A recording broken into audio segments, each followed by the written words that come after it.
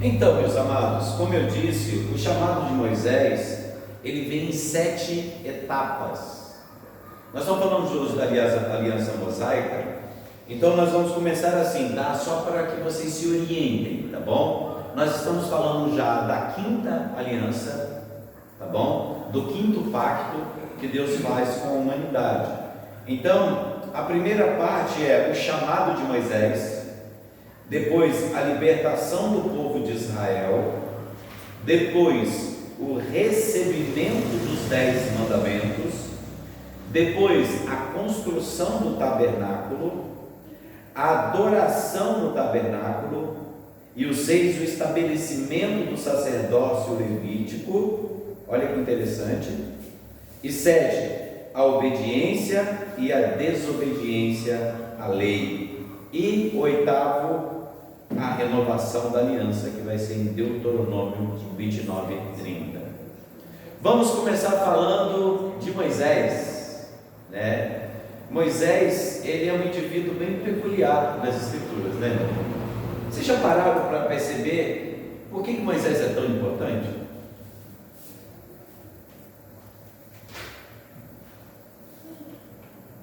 Nós vamos começar a nossa narrativa com a primeira frase, tá? Que vocês podem abrir suas Bíblias aí, em Êxodo, capítulo 3, do verso 1 a 10. E eu vou falar para vocês a importância de Moisés.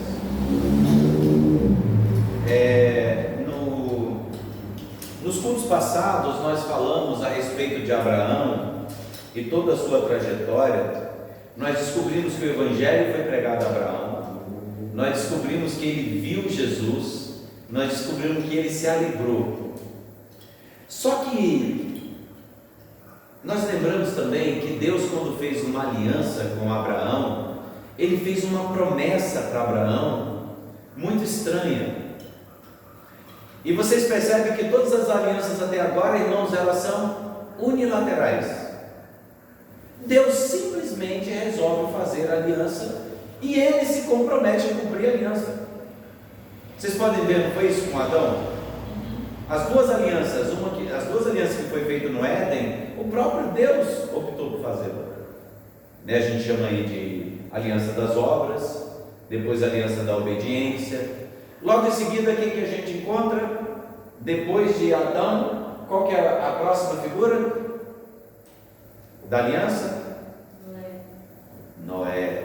Aí nós temos o que? A aliança da preservação. Deus preserva a semente de Abel. Agora também, irmãos, depois de Noé, nós temos o que agora? A aliança abraâmica, que de certa forma continua sendo a aliança da preservação também, porque ele mantém a descendência. Só que agora, irmãos, não é o descendente agora, ele não é mais uma pessoa. A partir de Moisés, a descendência ela é sacerdotal, ela é uma nação de sacerdotes. As coisas agora começam a mudar, porque agora Deus ele não está fazendo mais aliança com uma pessoa simplesmente, ele está fazendo uma aliança com uma futura nação, que ele prometeu que daria a Abraão. Só que, irmãos, vocês lembram o que ele falou a respeito da descendência dele, de Abraão? Ele falou, só que tem uma questão, vocês vão ficar quanto tempo preso? 400 anos, e depois eu vou tirar a tua descendência com mãos fortes. Irmãos, parece que todo mundo esqueceu dessa promessa. Ou seja, agora nós temos um hiato de tempo que sai do amigo Abraão, desse homem abençoadíssimo, e agora a gente dá um pulo de 400 anos e chega a Moisés. Mas Deus não fez nada durante esse tempo? Não. Deus manteve a aliança anterior. Ele fez uma promessa específica para Abraão, e agora ele mantém de Abraão, Isaac, e Jacó. Ele mantém o quê? As promessas que ele manteve com Abraão.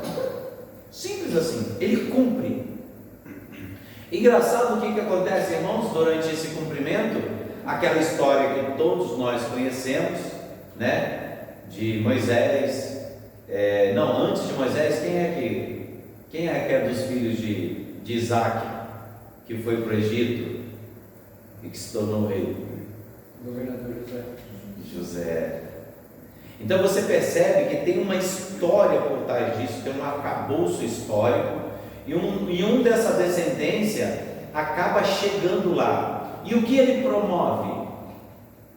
Esse homem, o que ele promove lá? Um desenvolvimento do Egito. Egito, irmãos, ele começa a comprar terra de todas as nações. Vocês percebem isso? Nós olhamos a figura de José como um ótimo benfeitor, mas nós esquecemos alguns detalhes. Por causa da necessidade do povo, e ele sendo o administrador, o que ele fazia? Primeiro ele começou a receber dinheiro dos povos durante a seca. O povo tinha dinheiro, ia lá, comprava o cereal e levava. Só que com o passar do tempo, a seca se prolongou, o que aconteceu? As pessoas não tinham mais dinheiro. O que elas fizeram? Venderam as terras. E o que Moisés fez? O que José fez? Pegou a terra de todas as nações. E o que aconteceu, irmãos? Não tinha mais terra, porque eles já tinham vendido as terras. E agora, como que eles se oferecem para comer? Se escravizam. O nome disso chama-se corvéia, tá? Corvéia, gente, é assim. Existe um período de colheita no Egito, onde que todos os cidadãos trabalhavam. Para quê? Para colher, né? Para guardar comida nos ciclos. Só que quando chegava no período de seca, o que acontecia? Esse povo, ele continuava trabalhando agora, só que não na colheita. Agora o que eles faziam? Eles trabalhavam para o faraó para construir os seus monumentos, as pirâmides, as efígies, enfim, para trabalhar para o grande imperador, para o grande monarca, para o grande faraó. E eles trabalhavam a troco de comida. Vocês trabalham para mim, eu dou comida para vocês. É assim que funciona. Eles não tinham terra, não tinha mais nada.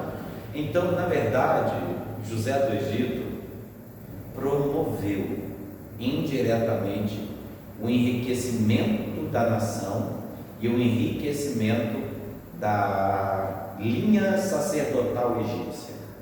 Porque ou era o imperador que era dono de tudo, ou era os sacerdotes do império que eram os grandes possuidores de terra. Então o dinheiro foi parar tudo na mão do sacerdote.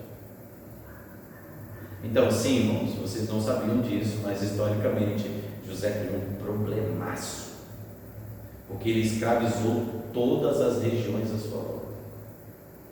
A gente não lembra disso, né? Então a escravidão do povo hebreu, ela não está relacionada a um tipo de escravidão que nós conhecemos, tá, irmãos? Vocês percebem isso?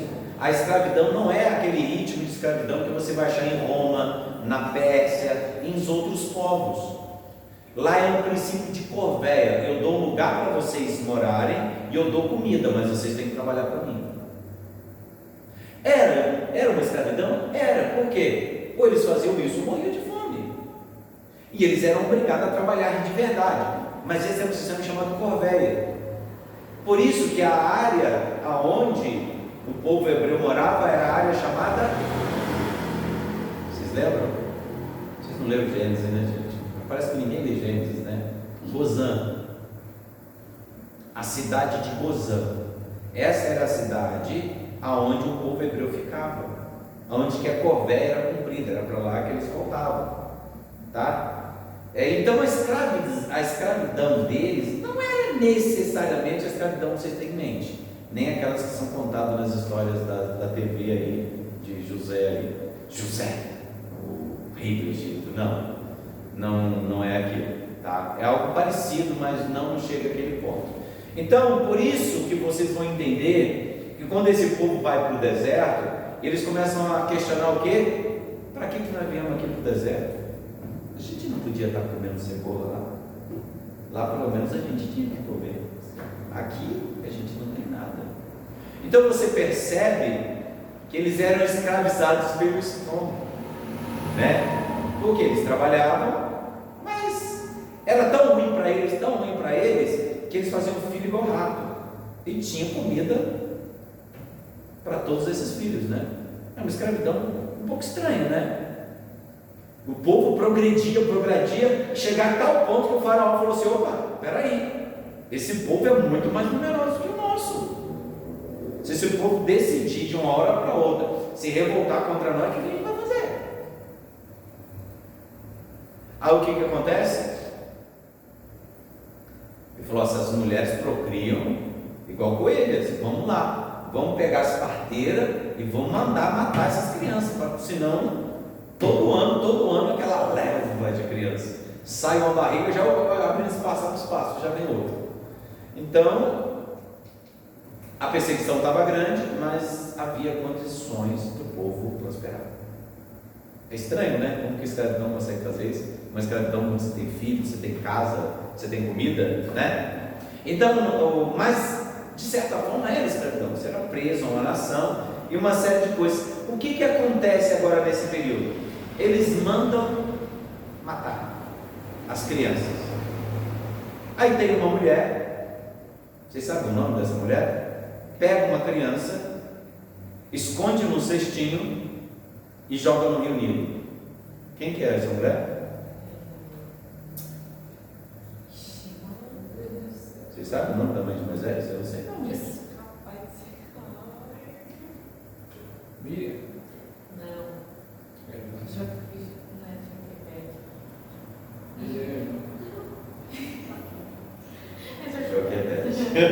A musiquinha serviu para alguma coisa?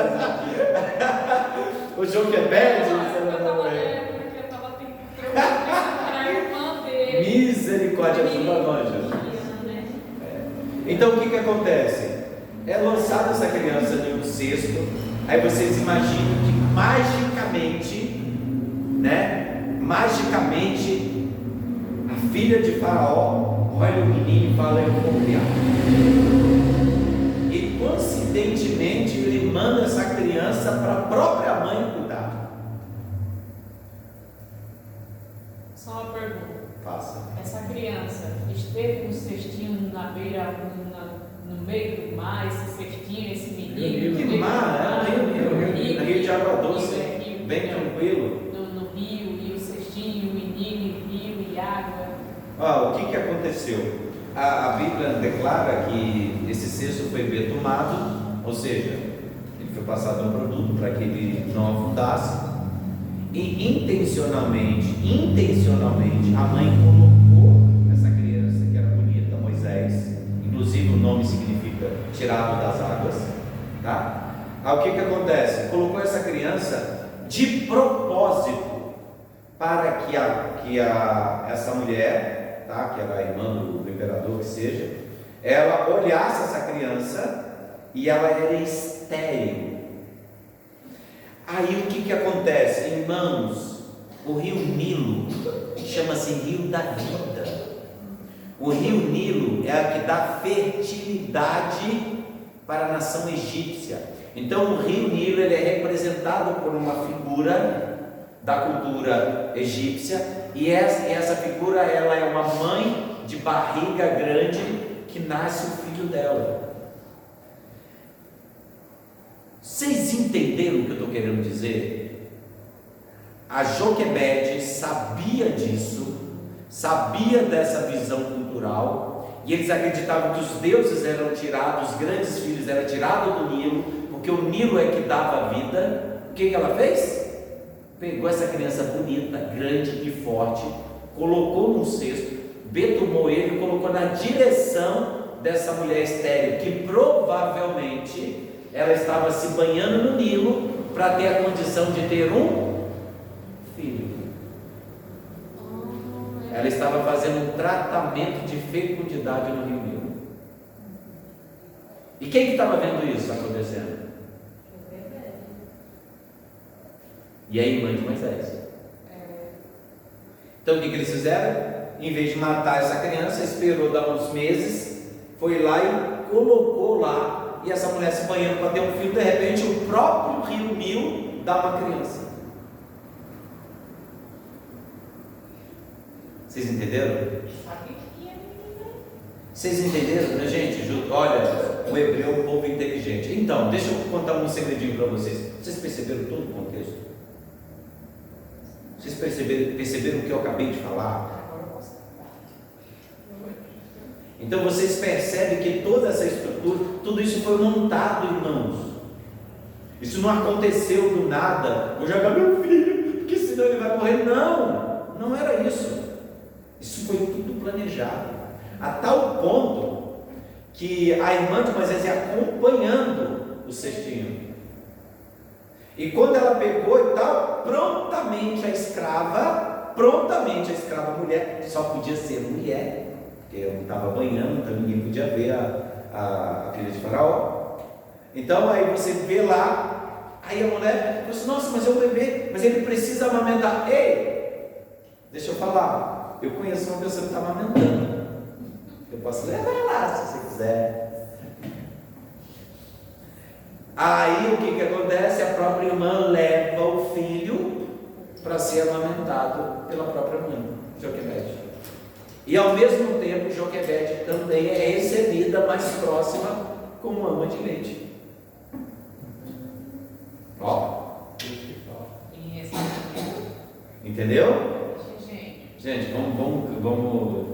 Agora caiu um monte de coisas, mitos espirituais e campanhas e uma série de coisas aí, né? Sinto muito acabar com a festinha de vocês, acabou com tudo, mas eu estou aqui para isso, para acabar com a festinha, tá? Gente, você sabe o que é pior do que o ateísmo? É o heresismo.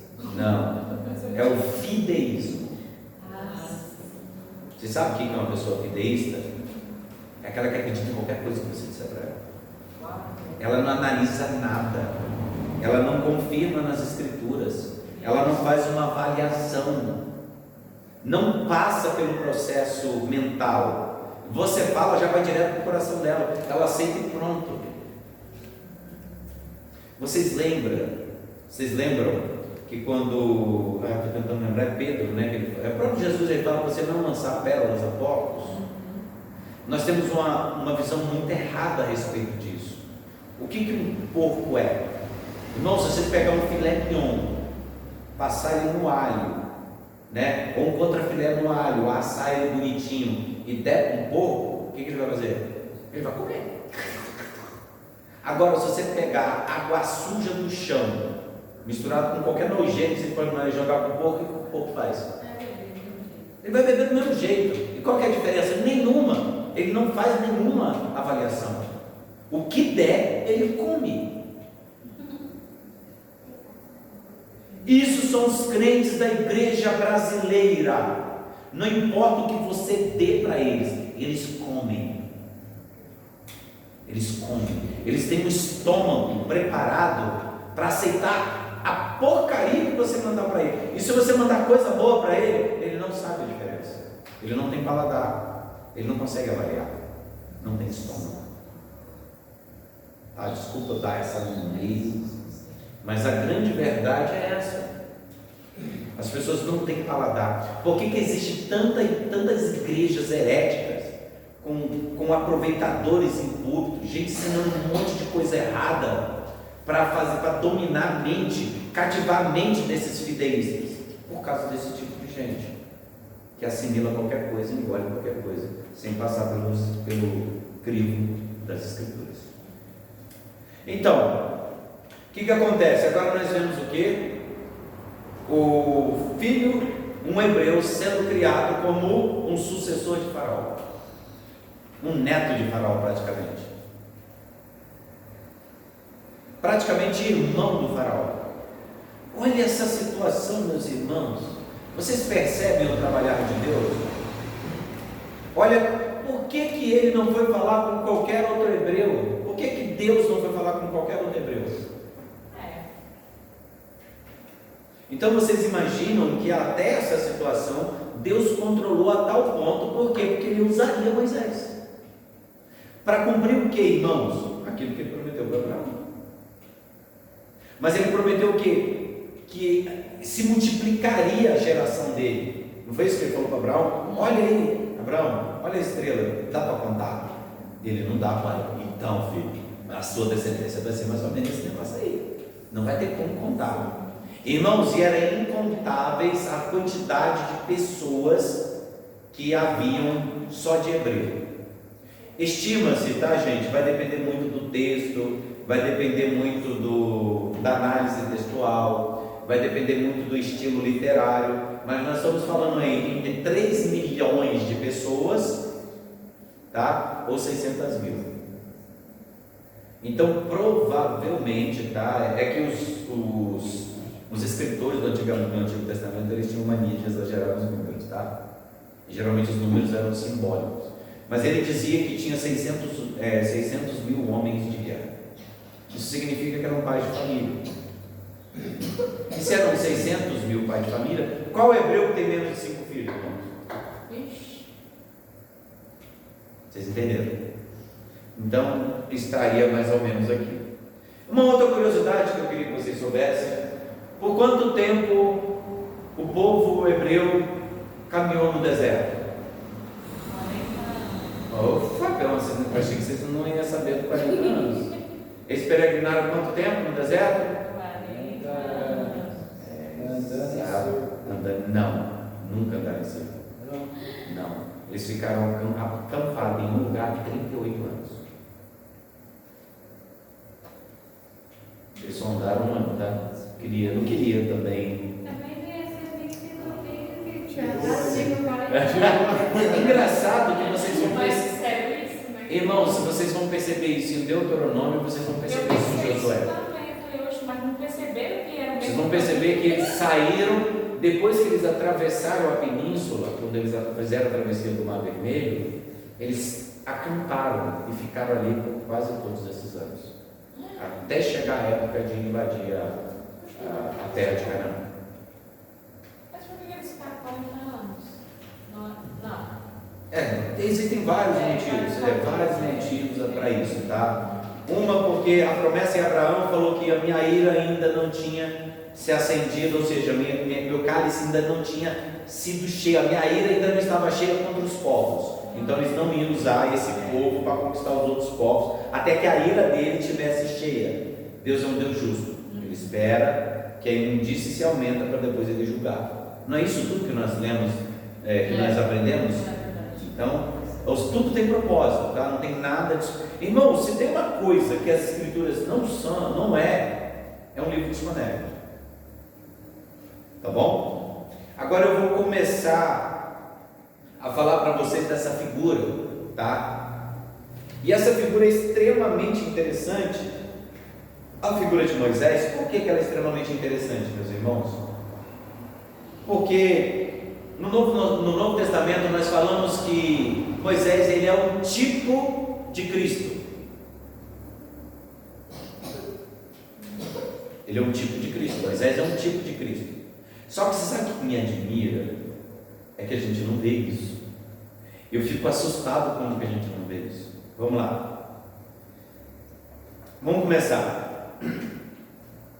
Quem é que foi perseguido quando era criança que o imperador mandou matar? Jesus.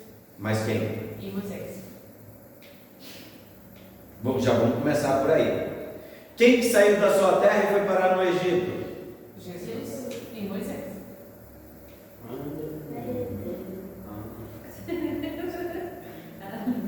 Quem é que foi resgatar um povo totalmente cativo e oprimido pelo governo? Jesus e Moisés.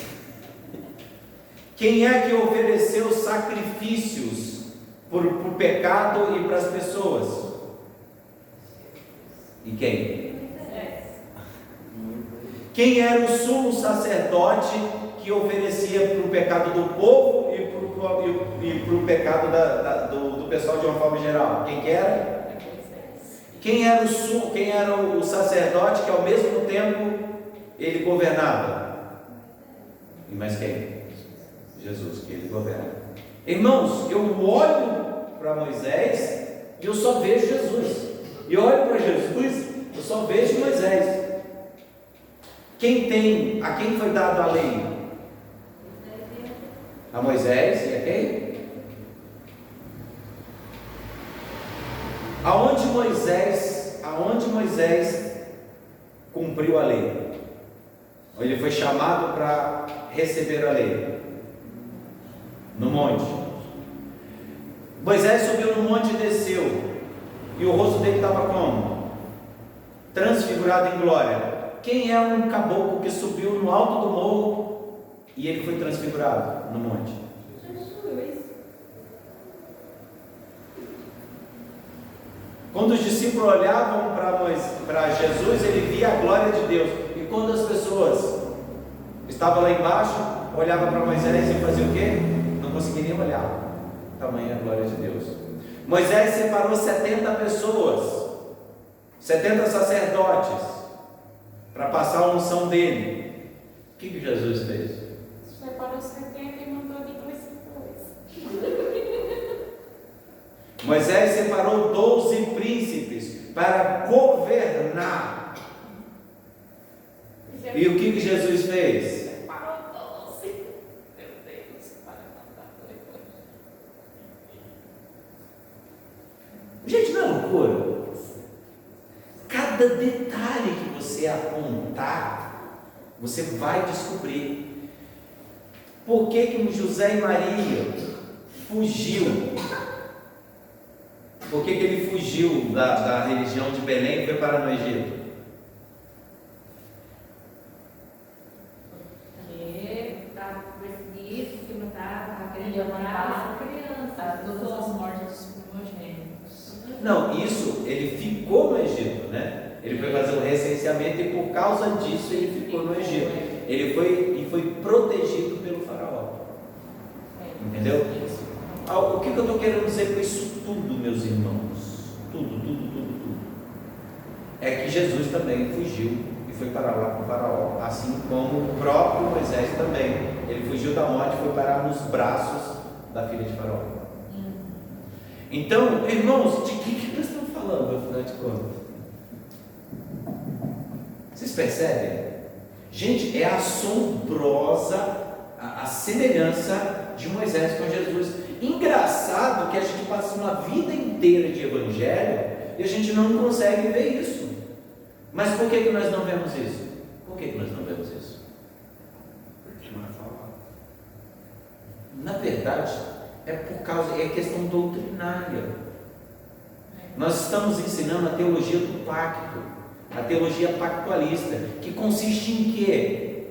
Em mostrar que existe uma aliança desde o Éden até a vinda de Cristo, até a sua segunda parousia, até quando Deus se fizer presente agora, no escatos, na volta dele, na escatologia, na teologia das últimas coisas. Então a Bíblia, eu disse e sempre digo, ela não é um relato de assuntos desconexos, ela trata só de um assunto: Jesus e o Éden. A Canaã representa o que, irmãos? A Canaã representa o que? Lugar de delícia, onde emana leite e mel. Gente, qual é a tradução de Éden? Lugar de delícias, lugar que emana leite e mel. A promessa para os descendentes de Abraão, a promessa para os descendentes de Abel, até não é só de Abel, mas tudo bem, é o que? Que eles vão voltar para o Éden. Eles vão voltar para o Éden. O Éden de Deus, a cidade celestial que vem do céu. Então essa é a promessa. A promessa é retornar ao paraíso. Vocês percebem? Nós estamos contando uma história só. E quem que garantiu isso? Voluntariamente foi Deus que garantiu isso para Adão. Agora nós vamos começar a ver a aliança em Moisés. O que nós vamos perceber na aliança de Moisés que a gente acaba por esquecer? Agora a promessa está sendo realizada através da descendência de Abraão de Éden, só que agora Adão significa o quê? Também humanidade, povo. Agora Deus não está mais fazendo aliança com Adão no singular, Ele está fazendo uma aliança no plural. Desde quando Ele começou a fazer aliança no plural? Quando Ele prometeu para Abraão a descendência dele. Nós vamos ver o apóstolo Paulo falando a respeito disso, que aqueles que são filhos da fé são filhos de Abraão. Então nós vemos aspectos de continuidade e aspectos de descontinuidade, tá? Qual é o aspecto de continuidade? As promessas estão sendo mantidas e estão sendo cumpridas. Eu apresentei vocês a Moisés em Êxodo 3, de 1 a 10. Vamos ler?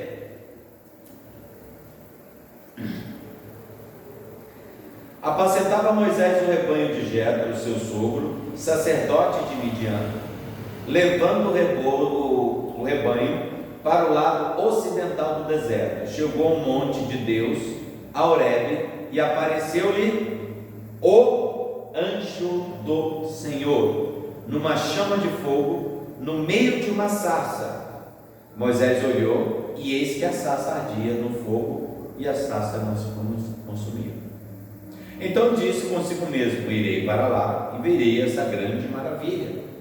Porque se a sarça não se queima, por que a sarça não se queima? Vendo o Senhor que ele se voltava para ver, Deus do meio da sarça o chamou e disse: Moisés, Moisés. E ele respondeu: eis-me aqui. Deus continuou: não te chegues para cá, tira a sandália dos pés, porque o lugar em que estás é terra santa. Disse mais: eu sou o Deus de seu pai, o Deus de Abraão, o Deus de Isaque e o Deus de Jacó. Moisés escondeu o rosto, porque temeu olhar para Deus. Disse ainda o Senhor: certamente vi a aflição do meu povo que está no Egito, e ouvi o seu clamor por causa dos seus exatores. Conheço-lhes o sofrimento, por isso desci a fim de livrá-lo da mão dos egípcios e para fazê-lo subir daquela terra a uma terra boa, ampla, terra que emana leite e mel, lugar do cananeu, do heteu, do amorreu, do ferreu, do heveu, do jebuseu, toda a família do Zeu aí. Pois o clamor dos filhos de Israel chegou até a mim. Também vejo a opressão com que os egípcios estão oprimindo. Vem agora, e eu te enviarei a Faraó, para que tires o meu povo, os filhos de Israel, do Egito. Pronto, irmãos, nós já falamos a respeito da similaridade entre Moisés e Jesus. Agora nós vamos fazer o quê? Continuar vendo isso. Por que, irmãos? O imperador do Egito, ele era o imperador deste mundo. Vocês conseguem perceber? Ele é o imperador desse mundo. Egito, ele era uma grande potência nessa época, uma potência gigantesca. Então tinha o Alto Egito e o Baixo Egito, enfim, nessa época, essas duas áreas elas estavam unificadas por um só. Ele era o dono do mundo conhecido. Agora nós temos aqui um hebreu, descendente de escravo, um pastor que vai até o grande imperador e diz para ele que ele veio livrar o povo. Então vocês percebem o que está acontecendo aqui nesse exato momento? Então, o valente, ele chega para despojar o reino desse mundo. O valente agora chega, e o valente vai começar a libertar o seu povo. O valente chegou e o valente Nessa parábola do valente, o valente é Cristo. E nesse contexto, o valente é Moisés. Mas toda essa potência, toda essa força vem de quem? Para Moisés. Vem do próprio Deus. E quem é que envia Jesus para libertar os cativos? O próprio Deus. E essa palavra que vocês não perceberam, mas Deus diz: eu desci e vi a opressão do meu povo. Filipenses, ele, mesmo sendo Deus, não teve como usurpação ser igual a Deus, mas antes humilhou-se a si mesmo, tornando obediente até a morte, né? Mesmo sendo filho de Deus, se tornou escravo, né? E sendo obediente até a morte de Deus.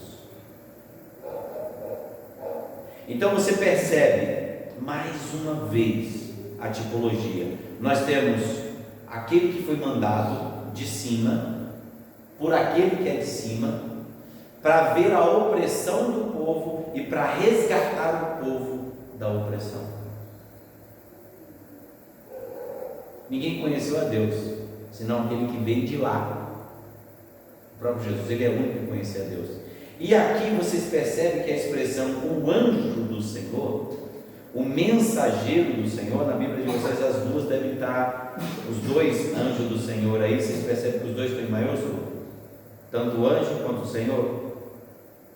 Está em maiúsculo de vocês? Tá?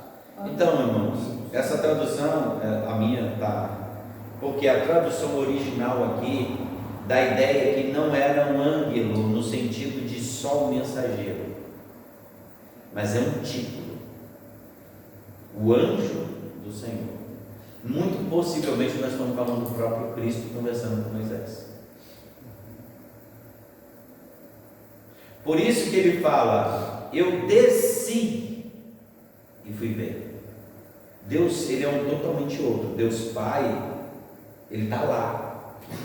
Não há uma notícia em que Deus Pai tenha saído do seu trono e tenha vindo à terra. Mas Deus Filho costuma fazer isso. Engraçado que o Deus Filho não fez isso com quem? Quem que ele fez? Com Abraão. Agora Deus Filho está fazendo o quê? Fazendo isso com Moisés. E por que ele está fazendo? Porque ele está construindo uma narrativa onde o próprio Deus se apresenta como Salvador e usa Moisés como tipo, aquele que vai salvar.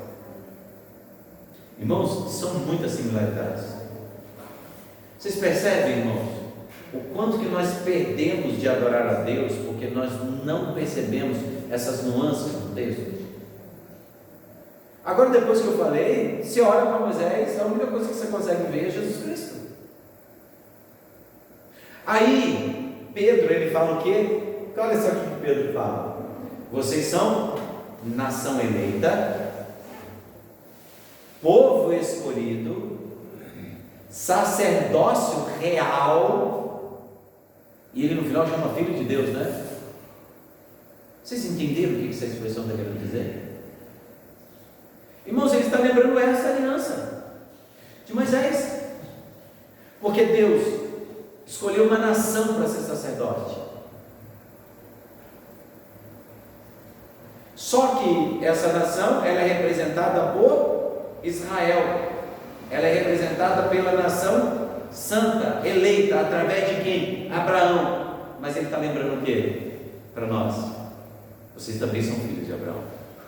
A aliança que foi feita com a nação de Abraão, a nação carnal de Abraão, também é feita com os filhos da fé. Aqueles que são filhos de Abraão também têm uma aliança com Deus. E eles são convidados para quê? Nação santa, povo eleito, nação escolhida, sacerdócio real, povo adquirido. O que Pedro está fazendo? Na verdade, está lembrando a aliança mosaica. Falou: está vendo? Você, povo, ele está falando para gentio. Ele está falando gente que nem está inserida mais na tradição. Quando eu falo na tradição judaica, são pessoas de fora, pessoas que estão por ali. Ele falou: o aspecto de continuidade da aliança se mantém com vocês também, porque aqueles que são filhos da fé também são filhos de Abraão. Só que as exigências dos filhos de Abraão, elas são um pouquinho diferentes. Por quê? Porque tem os seus aspectos de continuidade e tem os seus aspectos de descontinuidade.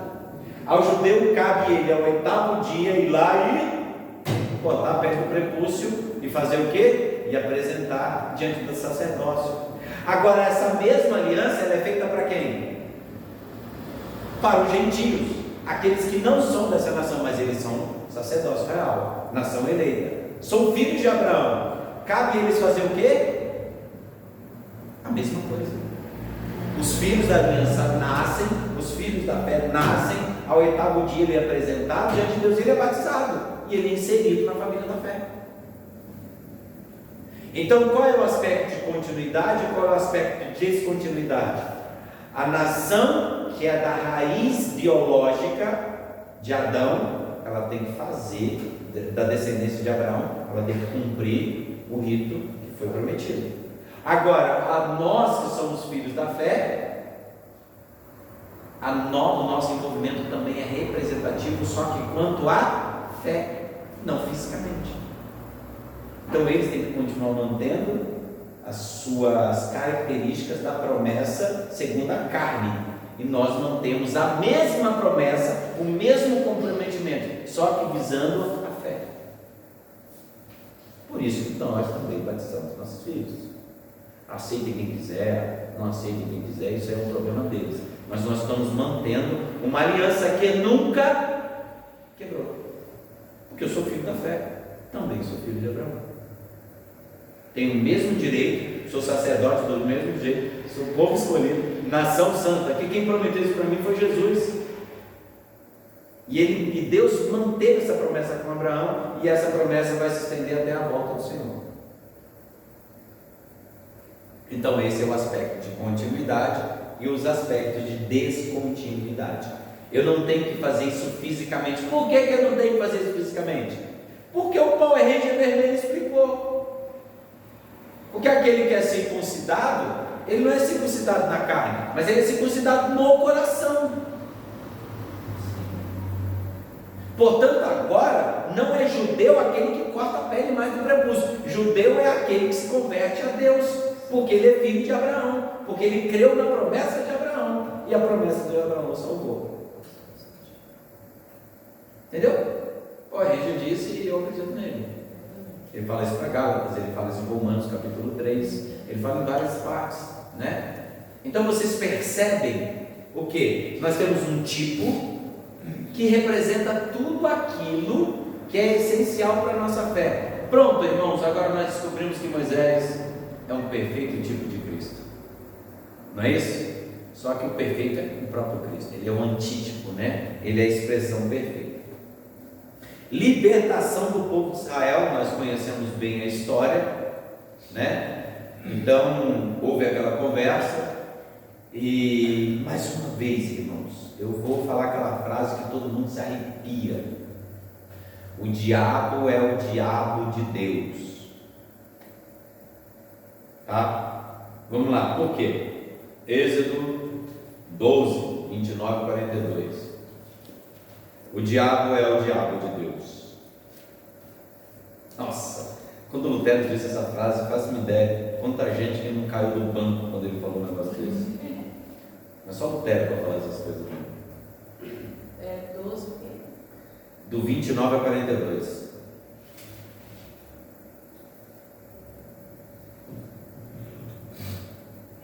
Aí a gente vai chegar agora na última praga. Irmãos, por que eu estou pulando? Porque todo mundo aqui conhece Moisés. Então todo mundo já manja dos Paranauê, já sabe daquelas pragas todinhas, né? Todo mundo já sabe disso, né, irmãos?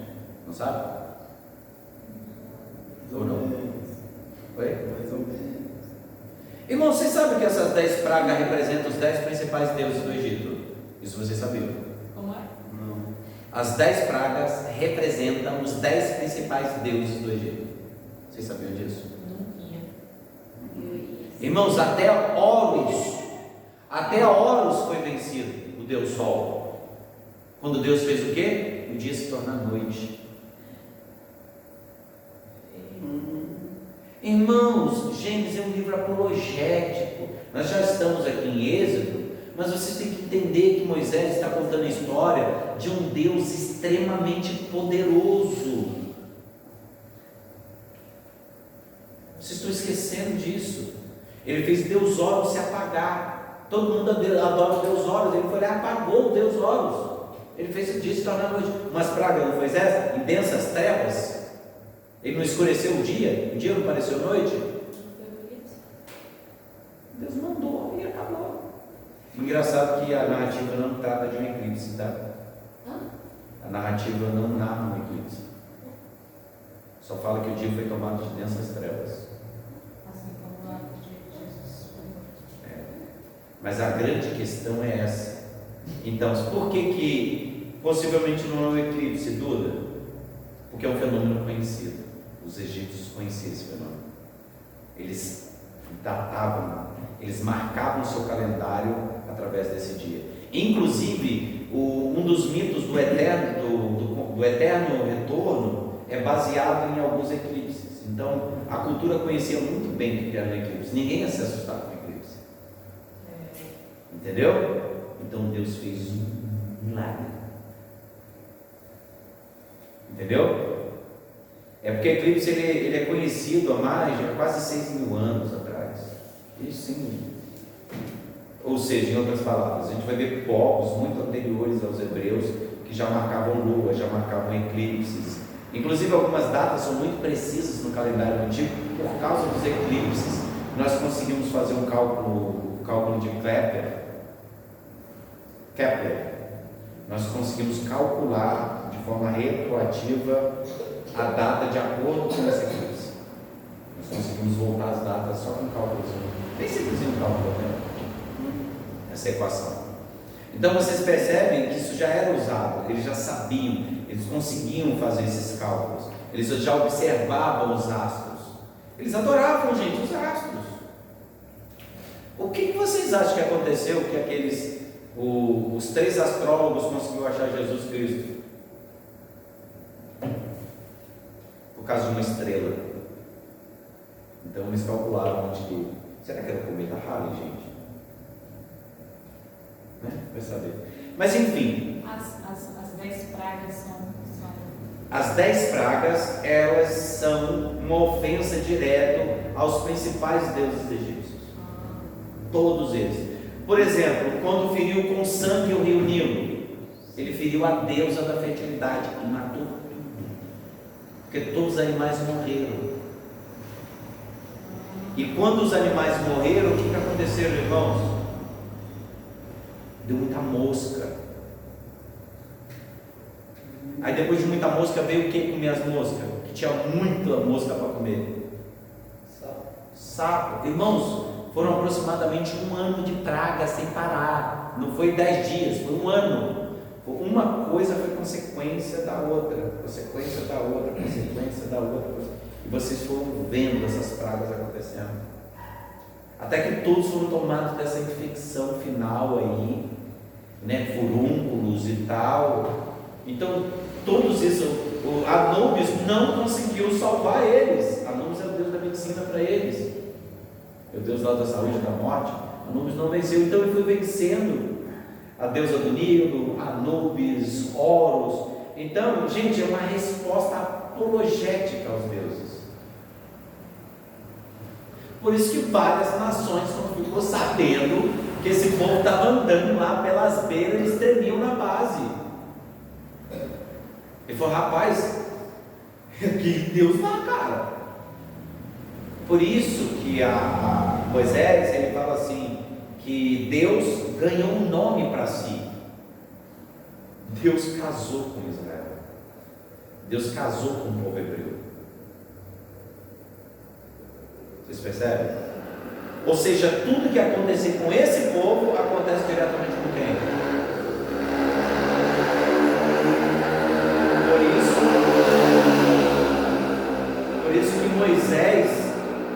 quando Deus falou assim: eu vou matar todo mundo, Moisés, e vou fazer uma nação de você. O que ele disse? O que vão dizer do teu nome, Senhor? É verdade. O que vão dizer do seu nome? O Senhor é aquele Deus que tirou com mão forte, destruiu o faraó e todos os cavaleiros.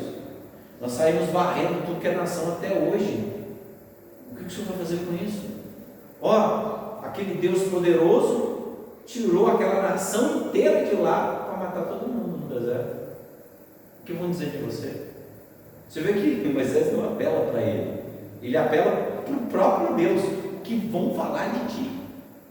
Porque Deus tinha feito um casamento com esse povo. Vocês entenderam agora o compromisso de cada um aqui? Deus fez uma aliança conosco, Ele nos elegeu e casou conosco. Nós somos a noiva, nós somos a Israel de Deus. Então, irmãos, tudo que vocês fizerem, adivinha o que vão dizer? Ué, não era noiva de Deus? Ele poderia parecer pelo menos com Deus, né? Adorou a Deus e está assim agora. Gente, mudou. Não mudou absolutamente nada. Só que agora quem está intercedendo por nós não é mais Moisés. De novo, é a tipologia. Moisés intercedia pelo povo, para que o povo não fosse morto no deserto, na agonia e na perseguição. Agora nós temos quem fazendo isso? Jesus. Quem foi tentado 40 dias no deserto? Quem ficou 40 anos no deserto? Vocês percebem, irmãos? Quem é que enviou Jesus para o deserto?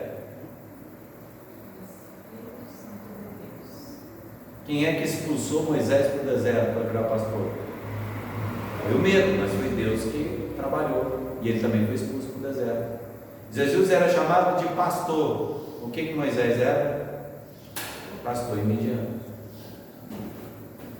Então vocês vão percebendo que agora Moisés está intercedendo. Por quê? Porque ele sabe que Israel é a noiva de Deus.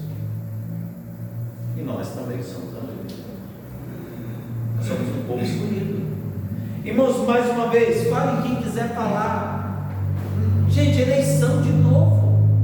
Só que agora Deus não está elegendo um, Ele está elegendo um povo para chamá-lo de seu.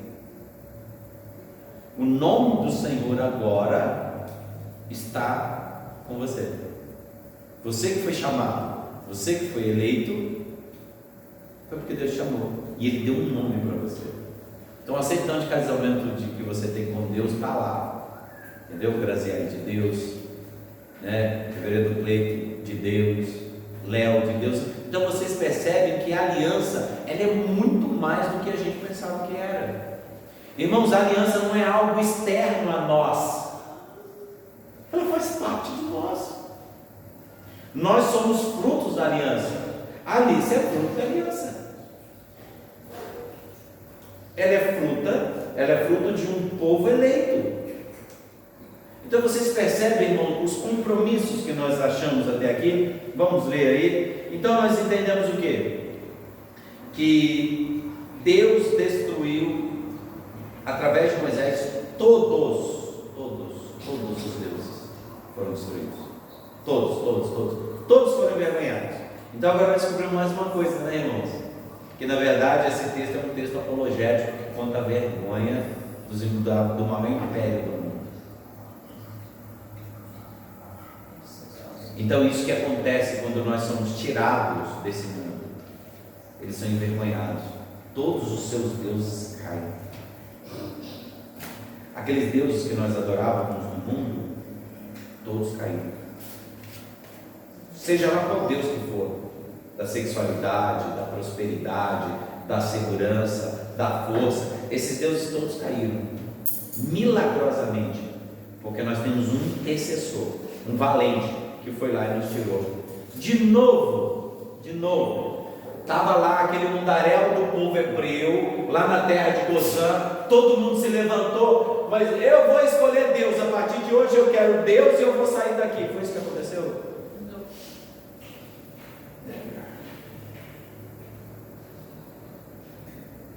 Não foi o que aconteceu, e nunca foi. Abraão não procurou Deus, Jacó não procurou Deus, Isaac não procurou Deus. Deixa eu contar um segredo para vocês. Nem Adão e Eva procurou Deus, porque Deus não procurou eles, eles estavam escondidinhos.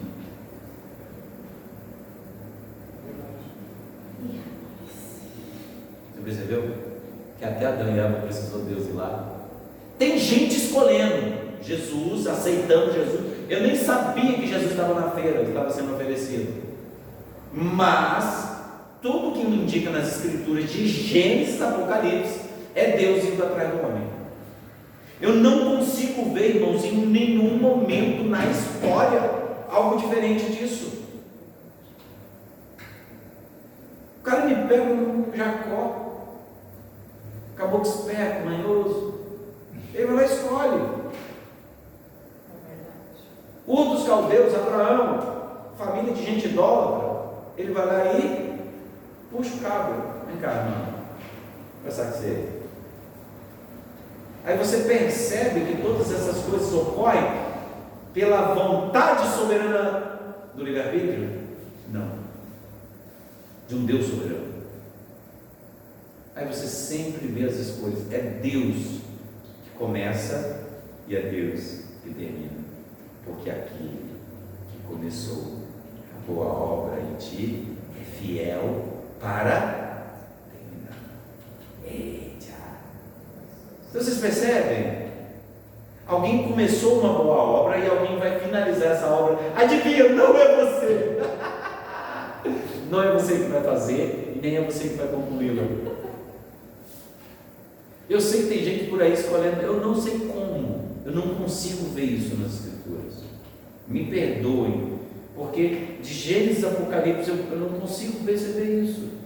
Estou vendo aqui Moisés: Jesus, eu te aceito, a partir de hoje eu vou ser seu sacerdote, e a partir de hoje eu vou tirar o povo lá e vou fazer. É impressão minha?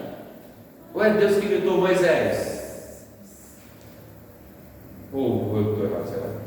Vai que eu estou equivocado, não estou lendo as coisas direito. Mas novamente, quem é que chama Moisés na sarça ardente? Deus. É sempre Deus, sempre foi Ele,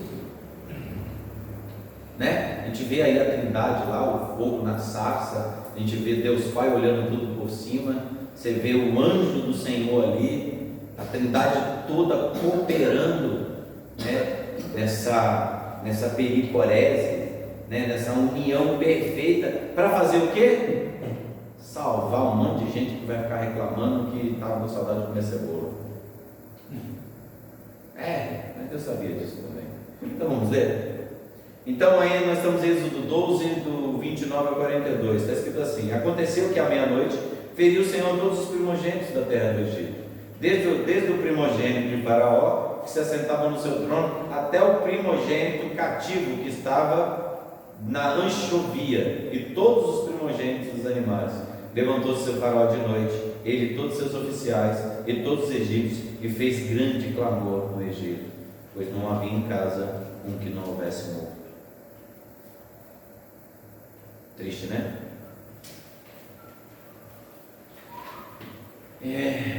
Então, naquela mesma noite, Faraó chamou Moisés e Arão e disse: levantai-vos, saí do meio do povo, tanto vós como os filhos de Israel, ide e servi ao Senhor, como tendes dito. Então você percebe que a mortandade acontece aqui de uma forma apavorosa. Pavorosa, tá? Deus liberta através da morte.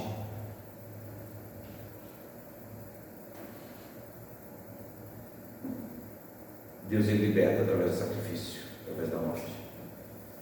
Aí nós temos aqui nesse ínterim o que? Deus chamando o povo para mais um compromisso. Nós vamos estar comemorando esse compromisso, né? Vai ser a Páscoa.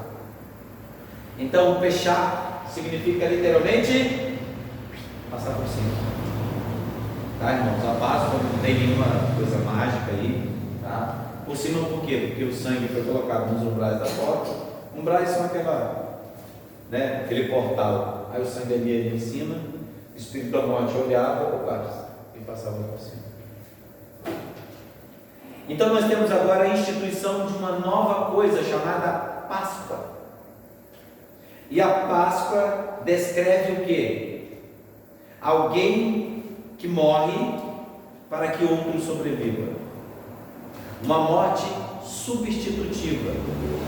Em cada família, um cordeiro é morto como substituição. Irmãos, houve a morte no Faraó, mas houve também morte em Gozã. Todos os animais morreram em sacrifício. Porque, irmãos, deixa eu contar um segredo para vocês. Não é só o povo do Egito que pecava. O povo hebreu também pecava. E a morte veio para visitar os que pecavam.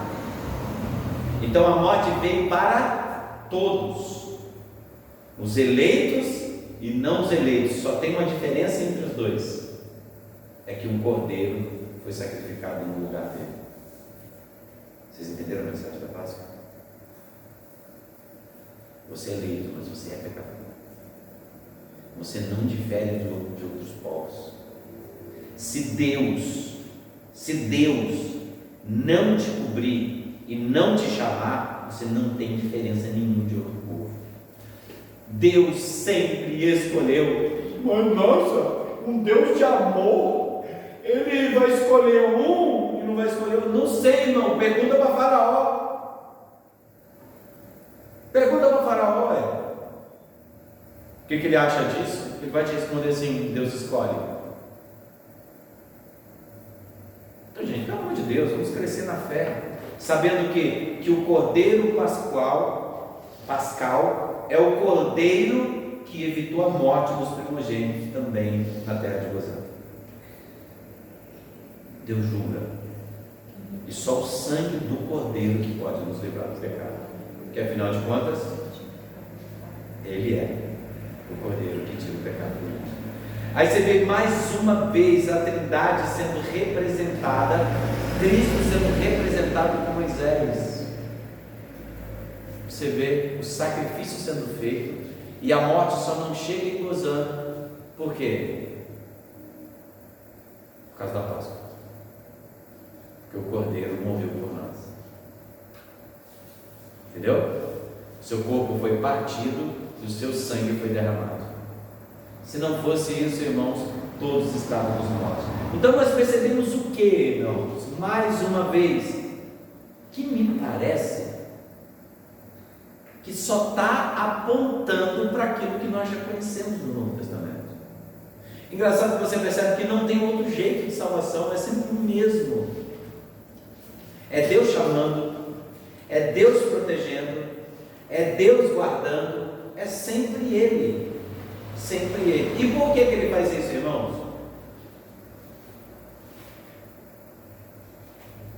Preservar a bênção dele.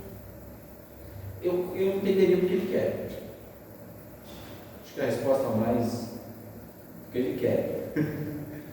A gente chama de beneplácito, mas a palavra beneplácito se resume isso, o que Ele quis. Só que a gente tem mais bonitinho que falar beneplácito. Mas você vai perceber que nas Escrituras Ele vai sempre falar: eu fiz isso porque eu quis. Porque o próprio Jesus falou que das pedras Deus suscitaria filhos a Abraão. A questão não é só preservação da semente, é preservação dos filhos de Deus. Porque Ele escolhe uma nação e Ele vai dizer: não é porque vocês são mais fortes, não são porque vocês são especiais, muito pelo contrário, vocês são pequenininhos, vocês não são ninguém. É só porque eu quis fazer isso. Então quando você fica pensando: nossa, por que Deus me escolheu? É só porque Ele quis. Você não tem nada de especial, eu não tenho nada de especial. Ao contrário, até eu me converter, eu não tinha absolutamente nada de especial mesmo, né? Eu era totalmente oposto aos projetos que eu tinha para a minha vida. Então vocês percebem que no final das contas é porque Deus quis.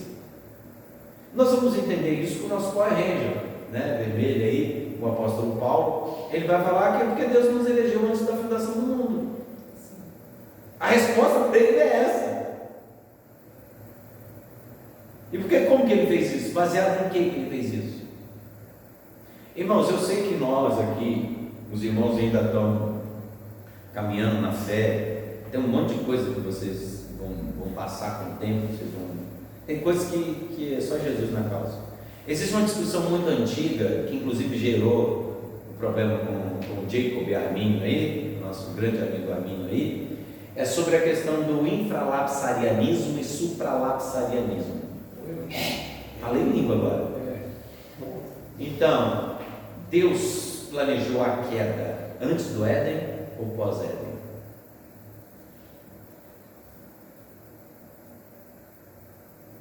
Essa é a grande pergunta de 1 milhão.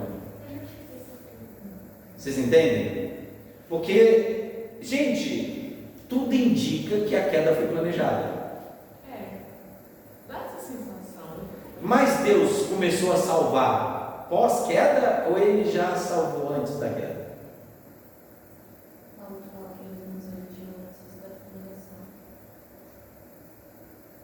Então, aí os infralapsarianistas vão acreditar nisso, e o supralapsarianista vai achar que é um plano B. Deus estabeleceu 2 indivíduos com vontade própria, 2 indivíduos livres, que esses tinham livre-arbítrio, eles tinham capacidade de escolher contra a sua própria natureza, eles conseguiam fazer o que eles quisessem, mas eles poderiam não ter escolhido. E aí? Eles poderiam ter optado por não pecar. Isso não ia fazer diferença nenhuma para eles, porque eles não conheciam o pecado. Aí a gente vai falar do supralapsarianismo. Oxe, mas aconteceu que eles pecaram. Então Deus tinha um plano A e um plano B, entendeu? Ou qualquer coisa do gênero assim. Então a discussão é essa: para salvar Deus de ser o autor da queda, veio Arminio e criou o arminianismo. É que Deus não fez o futuro, ele visitou o futuro. Então quem deve ter feito o futuro deve ser o vizinho de Deus, né? Porque se tem um futuro, provavelmente foi o que Deus fez. Mas Ele não fez, ele visitou. então alguém é aquelas coisas que a gente não consegue explicar, mas tem essa discussão aí que já vai para 500 anos e o povo ainda insiste em ficar caminhando, mas isso aí é um problema deles. Conhecimento médio. Deus não determinou, como é que eles falam? Deus viu que. Então a predestinação é baseada no que Deus viu lá na frente, que vai acontecer. Então, nós, da doutrina da graça, nós não acreditamos que não há nada construído no universo que não seja pelas mãos de Deus. Logo nós entendemos, se existe um futuro, foi o futuro que Deus fez. Nós somos agentes livres, escolhemos sempre o pecado. Nós somos agentes livres para pecar, entendeu? E com o Espírito Santo agora a gente pode não pecar, né? Porque foi isso que Jesus fez. Agora a gente pode não pecar, né? Então o que acontece? Então nós conseguimos entender que tudo é um projeto de Deus, a qual Ele derramou o sangue. Vamos lá. Voltando de novo agora nessa aliança, para Moisés de novo, o sangue na porta. Aí você vai perceber que o sangue do cordeiro, ele era específico para cada casa. E Deus disse assim: se não tiver o sangue lá no umbral, tem salvação não, vai morrer. Rapaz, Calvino é extremamente inteligente, porque ele falou que se Jesus morreu por alguém, essa pessoa tem que ser salva. O sangue não pode ser derramado em vão,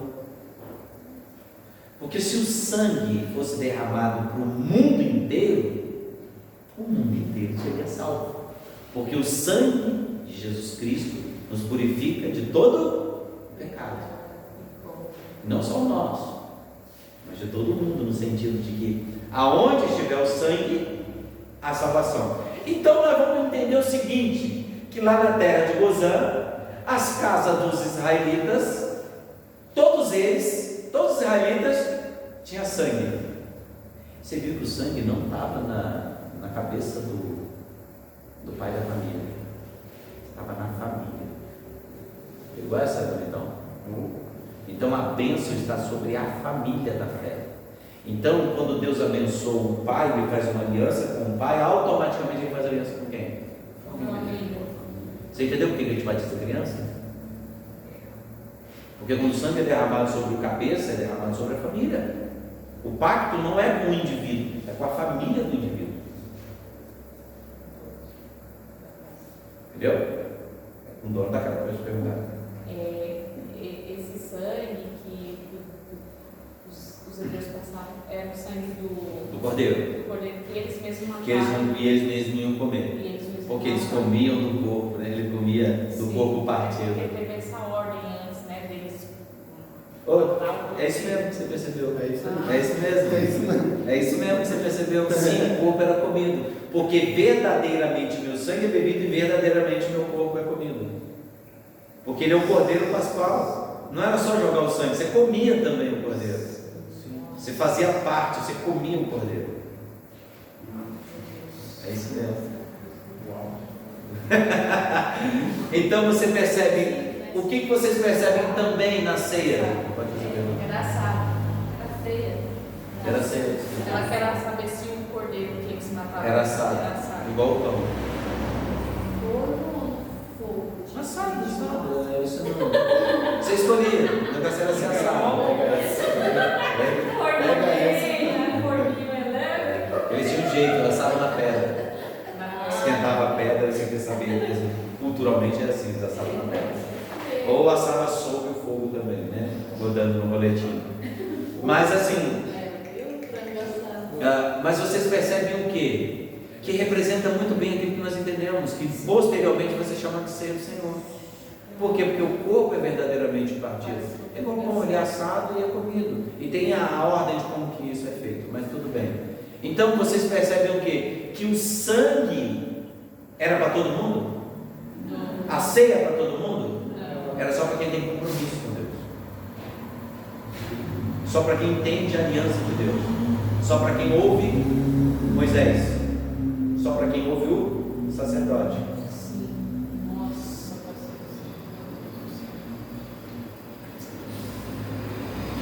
Você vê que está tudo aqui, né? Mas o hebreu entendia, porque ele sabia disso aqui. Ele tinha isso aqui em mente, quando se falava numa ceia, se falava alguma coisa. Ele sabia exatamente o que estava acontecendo. O Moisés falava para eles. Já não estava já dos Paranauê. Não, o próprio pessoal da época de Cristo também. Eles tinham esse livro guardado na cabeça. Eles sabiam o que eu estou falando para vocês, eles tinham ideia exata do que é. O que eu estou revelando para vocês, eles já sabiam. Então a pergunta que eu faço é: o sangue de Cristo, o sangue do Cordeiro, salvou todo mundo no Egito? Não. Ele só salvou aquele que tinha o sangue na sua casa, na sua família. Então a expiação, irmãos, ela foi limitada.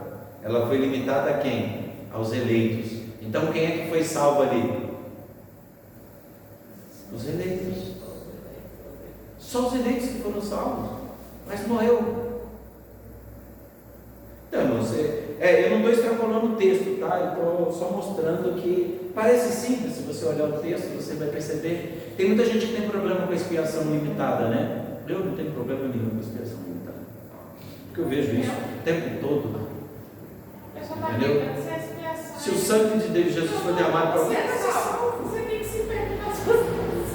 então, o pessoal chama de expiação limitada, mas isso é até... Salvar os outros. Então, mas aí a questão, a expiação limitada, acho que foi até os remonstrantes que criaram esse termo, né, limitada. A gente chama de eficaz, tá? Expiação eficaz.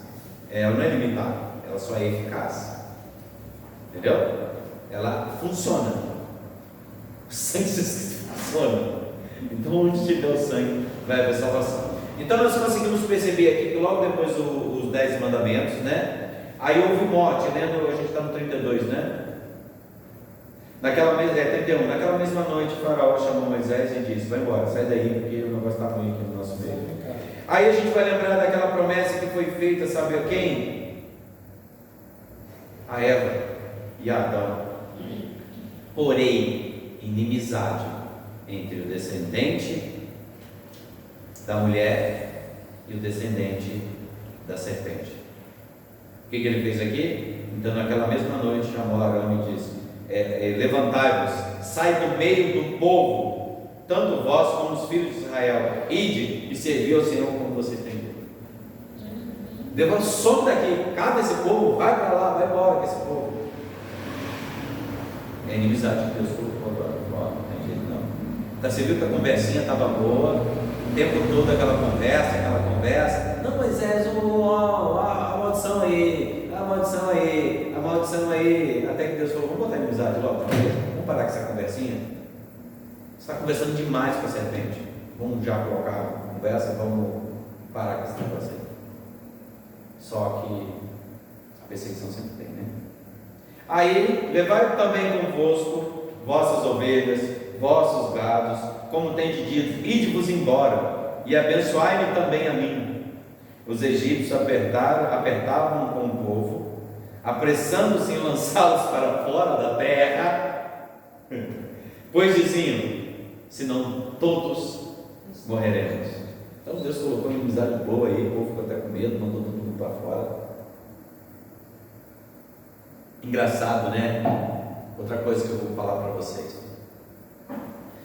Quando Deus falou para matar o cordeiro, colocar nos umbrais da porta, o que ele disse? Faça pão sem fermento. Como? Correndo. Isso. E já come logo correndo. Por que ele disse isso? Porque ele sabia que o povo ia expulsar eles. Então você, eu, todos nós, que nós temos comunhão com Deus, nós ouvimos a voz de Deus, nós que ceamos com propósito, nós que temos comunhão com Deus, o povo vai te expulsar do meio deles. Não adianta, ninguém quer cair crente de verdade perto. Quem não é crente não quer ficar com a gente. A gente só fala de Cristo, a gente só fala de coisa boa, a gente só fala de coisa saudável. A gente foca a nossa vida, nossos projetos, tem sempre Deus no meio, tem sempre Jesus no meio, é sempre amor, é sempre alguma coisa. O povo está cansado, não quer com isso. As pessoas têm seus próprios deuses, agora a gente está trabalhando ela com os nossos.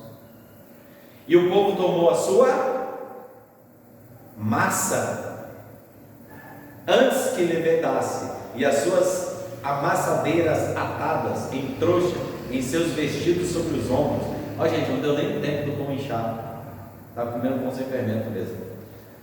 Fizeram, pois, os filhos de Israel, conforme a palavra de Moisés, pediram aos egípcios objetos de prata, objetos de ouro e roupa, e o Senhor fez com que o seu povo encontrasse favor na parte dos egípcios, de maneira que esses lhe davam o que pediam e despojaram os egípcios. Caraca, mano. Pegou o salário. Nossa, ainda tinha que dar. Pegou o salário.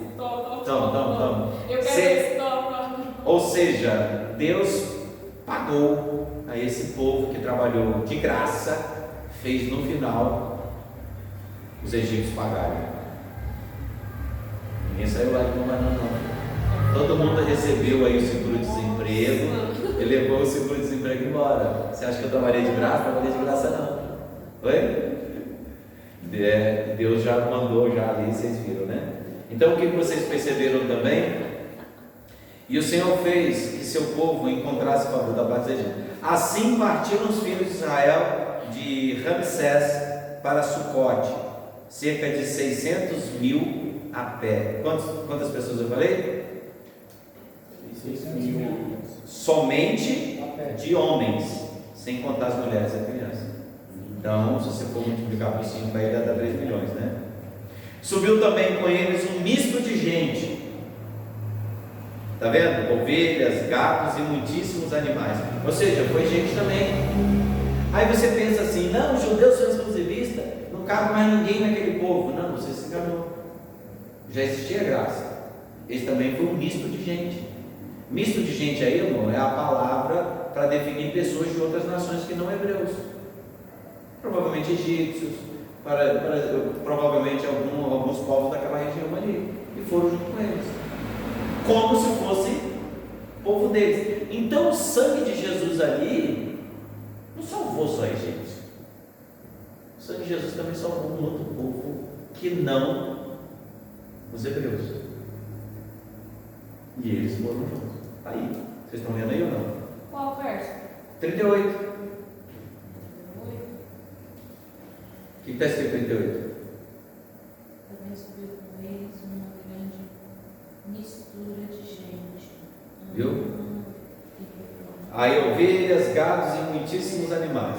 E cozeram bolos asmos de massa que levaram do Egito, pois não se tinha levedado, porque foram lançados fora do Egito e não puderam deter-se, e não haviam preparado para si provisões. Meu Deus, parece que as palavras são quando a gente lê só assim. Né? Nossa, não, tá É aqui. um pouco diferente aqui. Qual que está escrito aí? Com a massa que levaram do Egito, cozinharam pães e bolos sem fermento. A massa não tinha fermento, tá? Porque a palavra asmo é pão sem fermento. Pães asmos. Você já ouviu falar em pães asmos, né? O pessoal fala pão asmo. Pão asmo é pão sem fermento. Na verdade, eu li essa palavra, mas eu não entendi o que era. É, asmo significa sem fermento. Só isso, nada mais, não tem nenhum mistério. Uma mistura de pessoas, ou seja, não só foi os egípcios, mas tinha uma mistura de gente. Tinha um monte de gente. Não foi salvo só o hebreu, não. Foi salvo outras pessoas que criam também um Deus, o mesmo Deus. Gente, sempre foi graça. Sempre foi período da fé, né? Sempre, filhos da fé sempre foram enxertados. Sempre foram. Sempre houve filhos da É fé. verdade, porque Jesus falava que sempre tinha o gentil que ia acreditar. Sim, tem sempre um remanescente. Tem sempre alguém que acredita. Entendeu? Aí aconteceu que no cabo de 430 anos, como havia sido prometido, no mesmo dia todas as hostes do Senhor saíram da terra do Egito. Esta noite se observará o Senhor, porque nela os tirou da terra do Egito. Esta é a noite do Senhor, que devem todos os filhos de Israel comemorar nas suas gerações. Quais gerações? Todas. E disse mais o Senhor a Moisés e Arão: esta é a ordenança da Páscoa, nenhum estrangeiro comerá dela. Pegar essa, como? Isso significa o que, irmãos, que nenhum estrangeiro comerá dela? Estrangeiro é aquele que não tem a mesma fé. Vocês entenderam por que a questão da ceia, a gente fala de ceia supervisionada, que a gente tem que tomar cuidado com quem vai vir tomar a ceia? Por quê? Porque o correto é nenhum estrangeiro, pessoa que você não conhece, pessoa que você não sabe a índole, pessoa que você não sabe de onde vem. Como é que ela vem até a mesa do Senhor? Me explica isso. Porque se um estrangeiro faz isso, o que ele faz? Ele profana a mesa do Senhor. Ele transforma a ceia nula. Ele anula a ceia do Senhor por causa do pecado dele, por causa da estranheza dele, por causa das coisas dele. Então a ceia do Senhor não é lugar para todo mundo vir comendo. Em igrejas maiores, quem faz a entrevista é o presbítero. Gente, eu acho tão engraçado.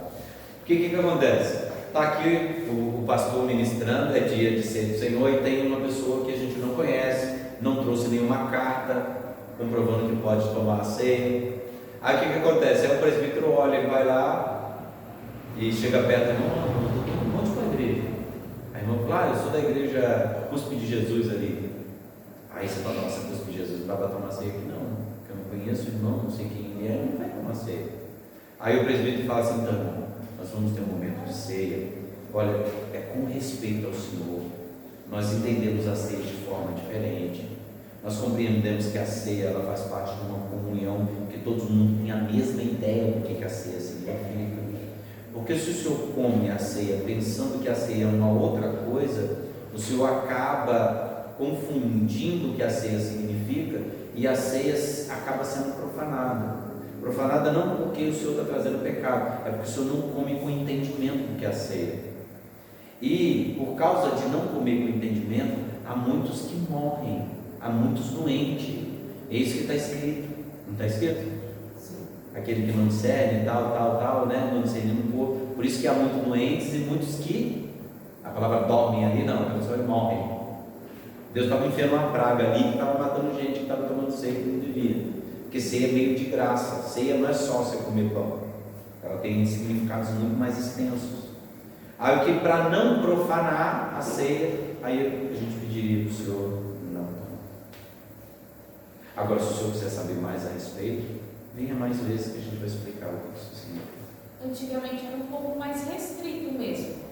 Quem vinha de fora, visitantes, eles acabavam até nas outras eles acabavam que meio que não deixava aquele convidado participar. E tinha assim, tipo, meio que tinha que saber mesmo qual era a igreja, se estava frequente nessa igreja. O pessoal trazia carteirinha, né? Apresentava. Tinha muito disso. Para nós não basta a carteirinha, para nós tem que ter uma carta que pode tomar ceia. Sim. Aí o pastor indica. Aí depois eu passei a ver que, tipo, pessoas chegavam e tomavam, ia andando por aí, eu via pessoas que nem perguntavam assim. E outra coisa também, para que vocês entendam, pastor, eu briguei com meu marido, emocionalmente eu não estou em condição de tomar ceia. Você não vai ser disciplinado por causa disso.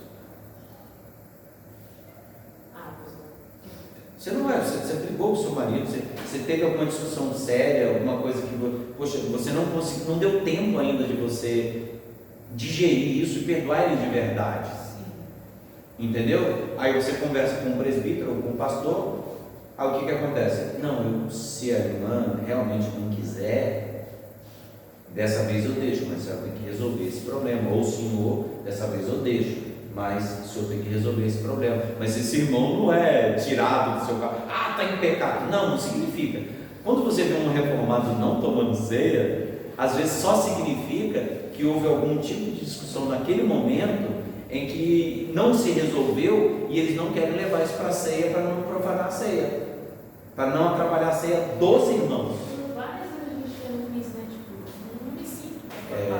Aí o que acontecia? Você fala, não me sinto por causa dessa situação. Você tem que resolver essa situação, com o pastor e com o presbítero, né? Por isso, irmãos, que para nós a igreja menor ainda é mais tranquilo. Por quê? A semana da ceia, o que acontece? O pastor vai chamar vocês para conversar, tá? Eu vou chamar vocês para conversar na semana da ceia, perguntar como vocês estão, essa coisa toda, como é que está os relacionamentos, como é que está a vida, aí está tudo bem com vocês e tal, vamos poder tomar ceia sem problema nenhum. Aí você fala assim, não pastor, está tranquilo. Os problemas diários que a gente tem mesmo, chamo meu marido de feio, ou dou uns tapas ali de vez em quando, é normal e tal. Então aí a gente resolve. Não chamo marido de feio, não. Isso não é motivo para você não tomar ceia. Mas vocês percebem a seriedade da coisa? Vocês percebem a seriedade? Então isso é uma ceia reformada. Verdadeiramente reformada. Não é casa da mãe Joana. A ceia é algo sério. Então nós vemos aqui então a libertação do povo de Israel e o chamado de Moisés. E agora nós vamos ficar de pé e vamos orar, porque próxima semana tem mais.